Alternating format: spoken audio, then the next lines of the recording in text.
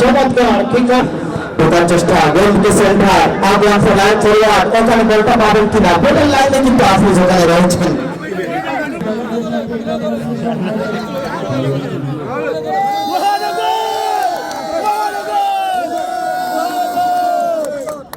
গত 17 বছর ধরে বাংলাদেশের শুধু ফুটবল না ক্রিকেট সকল অঙ্গনে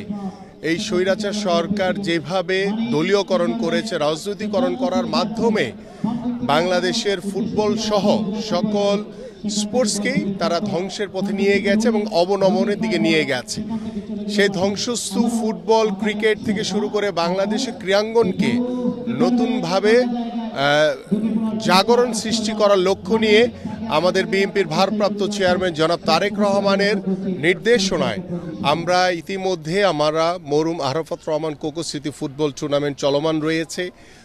আমাদের জিয়া স্মৃতি ক্রিকেট টুর্নামেন্ট আমরা ইতিমধ্যে শেষ করেছি এবং আমাদের ঢাকা মহানগরীতে থানায় থানায় জিয়া আন্তঃথানা ফুটবল টুর্নামেন্ট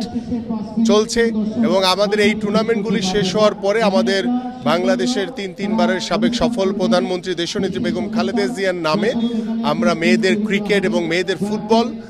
অনুষ্ঠিত করব। আমি যে বিষয়টি বলতে চাই যে বাংলাদেশের ফুটবলে বাংলাদেশের মানুষের অনেক উৎসাহ রয়েছে, অনেক উদ্দীপনা রয়েছে, বাট বিগত 17 বছরে এই স্বৈরাচারের প্রভাবের কারণে বাংলাদেশের খেলোয়াড় থেকে শুরু করে বাংলাদেশের প্রত্যেকটি ফেডারেশন বাংলাদেশের ক্রীড়াঙ্গন টোটালি দলীয়করণের মাধ্যমে বাংলাদেশের স্পোর্টসকে একটি তলানিতে নিয়ে গেছে। মেয়েদের ফুটবলে যারা বর্তমানে জাতীয় দলে খেলছে এবং মেয়েদের যে দুটি যে সাফ ফুটবল তারা চ্যাম্পিয়ন হয়েছে, এটি বাংলাদেশের জন্য অনেক বড় গৌরবের। কিন্তু ইদানিং আমরা যে দেখছি বাংলাদেশে যে মেয়েদের ফুটবল নিয়ে যে বিভিন্ন তর্ক বিতর্ক,